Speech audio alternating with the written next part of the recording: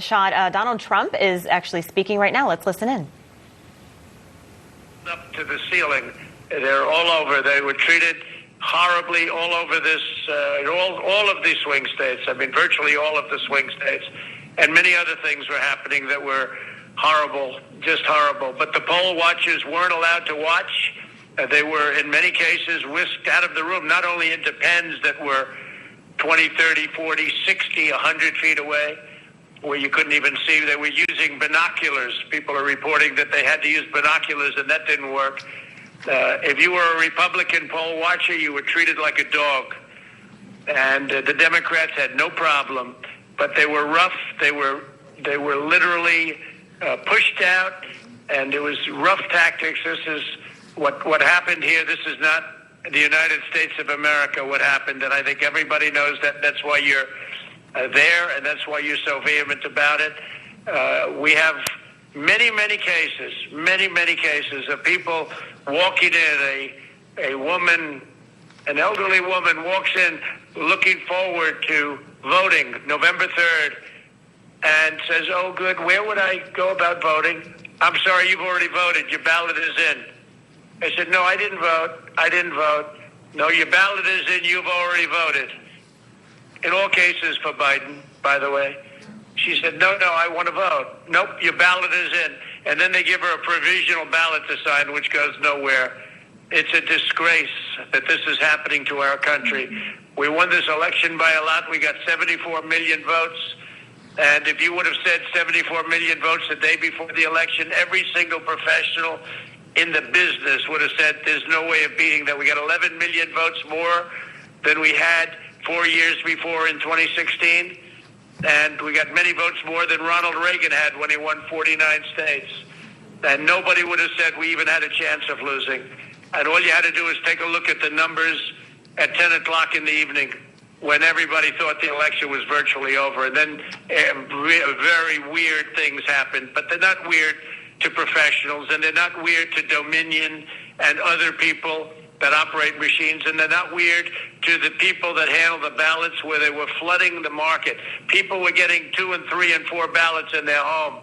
People that were dead were signing up for ballots. Not only were they coming in and putting in a ballot, but dead people were requesting ballots, and they were dead for years, and they were requesting ballots. And the whole world is watching us. The whole world is watching the United States of America, and we can't let them get away with it. And we have judges that are afraid to make a decision.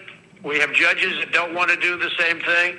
Well, a very good lawyer said, "Well, sir, I mean, that's a big statement for a judge to overthrow an election." I said, "Really?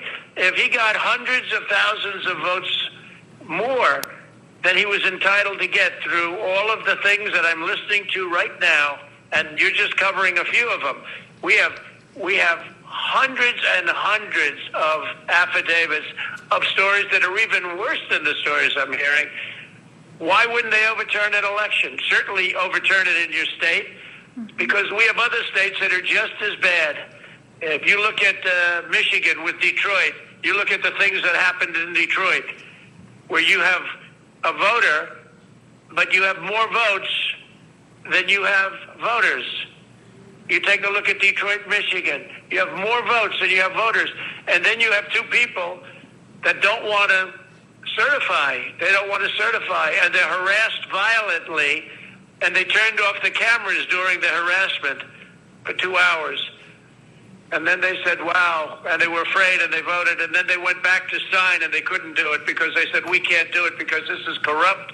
This is horrible what's taking place. Think of it, more votes than you have voters. But that was the least of it. They have things that were as bad as that. And this is going on all over. We're doing very well in a lot of states. A lot of good things are happening in Georgia. We're getting little help from government, but a lot of good things are happening in Georgia, Wisconsin, in Michigan. They're seeing what happened in Detroit. And we sure are looking at what's happening in Pennsylvania and Philadelphia. What happened in Philadelphia, they keep the poll watchers not only in pens, but they keep them out of the building. And the only reason they got back into the building was they got a court order. And then the definition of back into the building was very far away where they couldn't see anything. And they talk about closed-circuit television, except you couldn't see it because the picture was so unclear you didn't even know what they were doing. They could have been playing a baseball game. So it's a very sad thing for our country to have this. And they have to turn over the results. It would be easy for me to say, oh, let's worry about 4 years from now. No, this election was lost by the Democrats. They cheated. It was a fraudulent election. They flooded the market. They defrauded everybody on ballots. And I just want to thank everybody for being there. You're doing a tremendous service. This is a very important moment in the history of our country. And you're doing a tremendous service to our country. And don't worry about bravery, because the people that talk the most, they're not the ones you have to worry about. And these are all talkers. They intimidate. But these are not people that you're going to ultimately have to. They push you around. They pushed our poll workers out. Our poll watchers were pushed out of the building. Okay, some got back in, they were put in the pens. But these are not people. Don't be intimidated by these people. But they're bad people. They're horrible people. And they're people that don't love our country. So we don't have to worry about 4 years right now. We have to worry about what happened on November 3rd and previous to November 3rd. And by the way, after November 3rd, when people put votes in and they put them in illegally, they put them in after the polls closed. And one of our great Supreme Court justices made mention of that. And I can't imagine that any justice or anybody looking at it could be thrilled when they vote after the election is over. So I want to thank everybody very much for being there. I want to thank the state Senate, respected people, tremendous people, and you're doing a tremendous service for our country. And if something was done wrong, if this election was won fraudulently, and that's what happened, it was a fraud. And we're talking about, very importantly, many more ballots, many more votes than the number we need. In other words, if we needed 50,000 votes, we're not talking about we found 9 dead people that voted. Of course, there were many more than that, many numbers that nobody even believes. No, we're talking about numbers that are far in excess of the 50,000, far in excess of another state where we lost by 10,000. And they went absolutely wild because we got far more votes than they thought possible. And they've just stepped on the gas, and they got caught. Just like they got caught spying on my campaign, they got caught doing this. So I really appreciate it, and the country appreciates it, and we have to turn the election over because there's no doubt we have all the evidence, we have all the affidavits, we have everything. All we need is to have some judge listen to it properly without having a political opinion or having another kind of a problem, because we have everything. And by the way, the evidence is pouring in now as we speak. And I want to thank Rudy Giuliani for having the courage to do this, because there are other lawyers that backed down because they were being screamed at. Rudy is the greatest mayor in the history of New York, and there's a reason. He's got great courage, and he doesn't care. He wants to do what's right. And I told him the other day, Rudy, you were the greatest mayor in the history of New York, and you see what happened to New York without Rudy.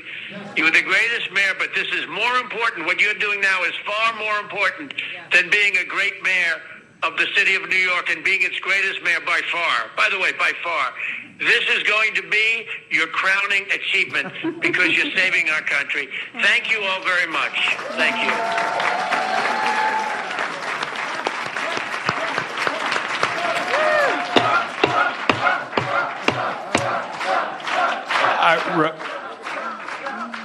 I think